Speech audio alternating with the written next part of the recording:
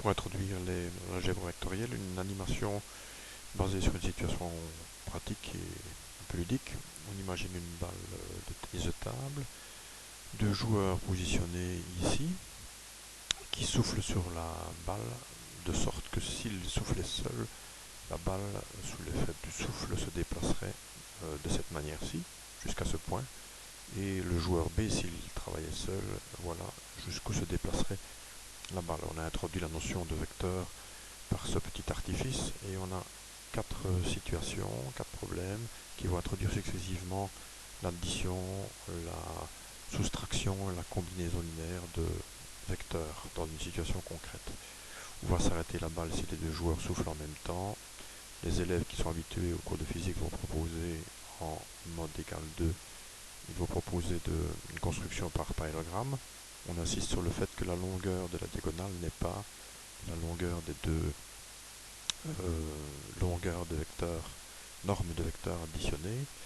On revient toujours en mode égal à 1 pour avoir la question suivante. Un joueur fatigué réduit son effet, l'autre souffle 2 fois plus fort. Passer en mode égal 3 pour voir. On introduit le double d'un vecteur et la moitié de l'autre avec une combinaison des deux.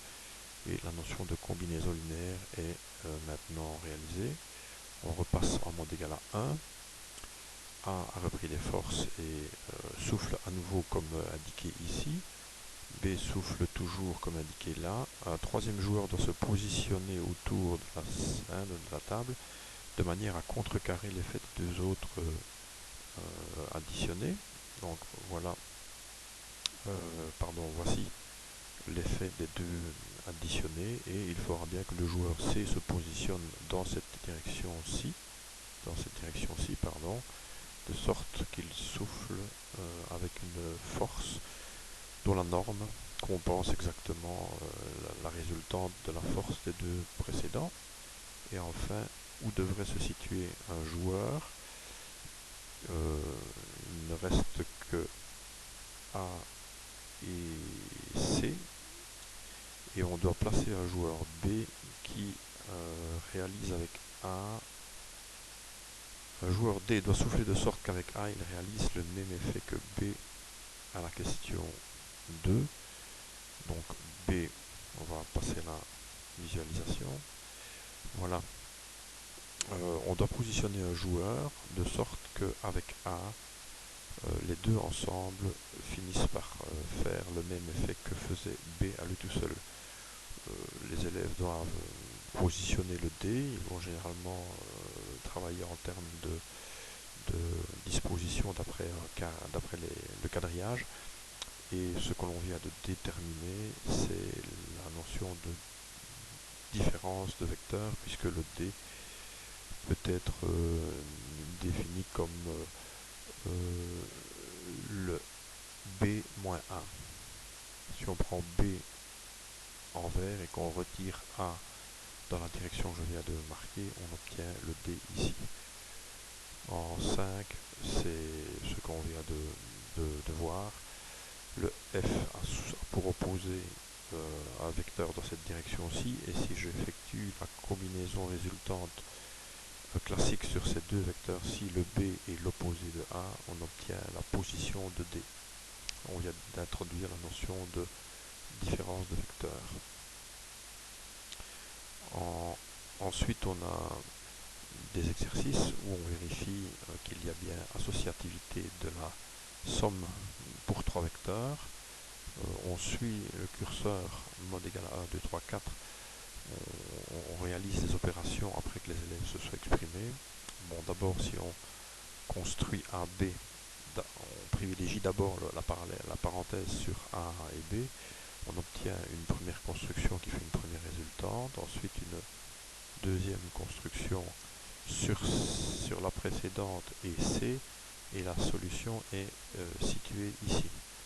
Ensuite, on recommence tout au départ d'une situation qui privilégie plutôt le groupement BC. On obtient le vecteur résultant ici. On a toujours en tête la solution de la première construction.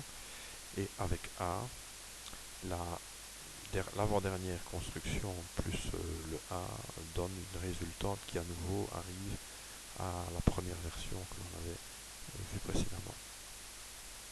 On a introduit l'associativité et suite à quoi on peut faire réaliser sur feuille aux élèves, au départ de cette situation, on peut faire réaliser une construction dans laquelle soit ils travaillent par des vecteurs consécutifs, soit ils décomposent par châle, le AB en B-A, le CA en A-C avec distributivité et le CB en B-C avec distributivité du signe, d'où en simplifiant, il n'y a plus qu'à effectuer A-C, donc la solution devrait être CA. Si on travaille par vecteur consécutif, on obtiendrait le même résultat. On peut aussi faire des groupements, puisque AB 2CA peut être décomposé en CACA et CB rectifié en BC. Et on aura des groupements par châle qui vont conduire à des simplifications ici. AA, vecteur nul, et on obtient à nouveau CA. On peut leur montrer comme ça que la construction par vecteur consécutif aurait été fastidieuse, puisque un peu longue, et en observant correctement ou en cherchant des simplifications, on tombe sur des valeurs plus simples. Une dernière façon de travailler serait de décomposer en utilisant un quadrillage et en introduisant la notion de coordonnées qu'ils n'ont pas à ce stade, mais on peut quand même déjà introduire la notion de coordonnées. Ici, par exemple, le C correspond à déplacement de 1, 2, 3, 4 vers la droite et 1 vers le haut. On a introduit les coordonnées 4, 1. Le OB correspond à un déplacement 2, 2. Et on peut montrer que en additionnant judicieusement ces couples, on obtient le même résultat que celui qui a été obtenu par les autres techniques.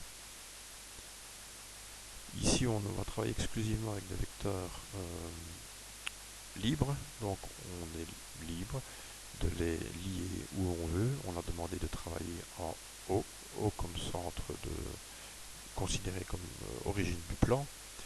Donc une première méthode pour additionner consiste à ramener le AB en haut, le CD consécutif au AB, avec son origine qui est à l'extrémité d'AB, le EF à l'extrémité de CD, et puis la résultante pour terminer, qui est ABCDEF. On peut ramener l'animation à 0, passer au problème suivant. Dans le problème suivant, on demande de tracer cette fois BE moins crochet CB moins parenthèse DB moins DA, fermer le crochet plus OE. Bon, il y a une parenthèse manquante ici. Il faudrait normalement d'abord profiter des simplifications comme on l'a vu dans l'animation précédente. Donc on va profiter des propriétés pour rectifier un certain nombre de vecteurs, grouper ceux qui peuvent conduire à des simplifications, et finalement il ne reste plus qu'à effectuer AE plus BC plus OE, ce qu'on obtient en animant. Donc on a les trois vecteurs qui sont concernés qui apparaissent, OE, AE et BC. Ensuite on les place en G, ce qui a été arbitrairement choisi comme origine du plan, et on les rend consécutifs pour obtenir une solution à cet endroit-là. On demande ensuite de tracer 2AB ici, moins 3AC, moins 4CB en remettant l'animation à 0 et en passant à mod égale 3. C'est encore une construction. À nouveau une petite étape de simplification. Ensuite, il n'y a plus qu'à effectuer A moins 2B plus C en profitant à nouveau des vecteurs consécutifs et en jouant sur le curseur animation pour faire dérouler les solutions.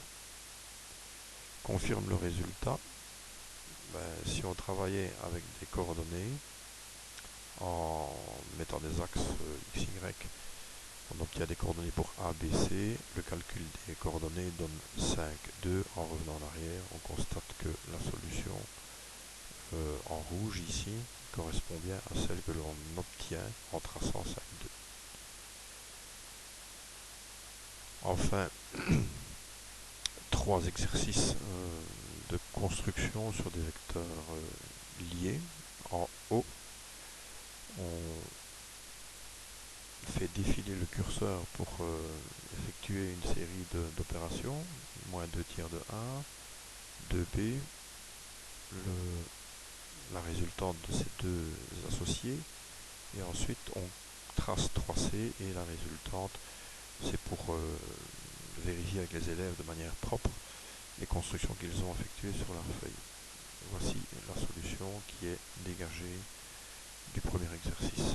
On ramène le curseur à 0 et on décoche le deuxième énoncé, 2A moins B plus 2C, et de nouveau les opérations se poursuivent avec une solution qui apparaît clairement là.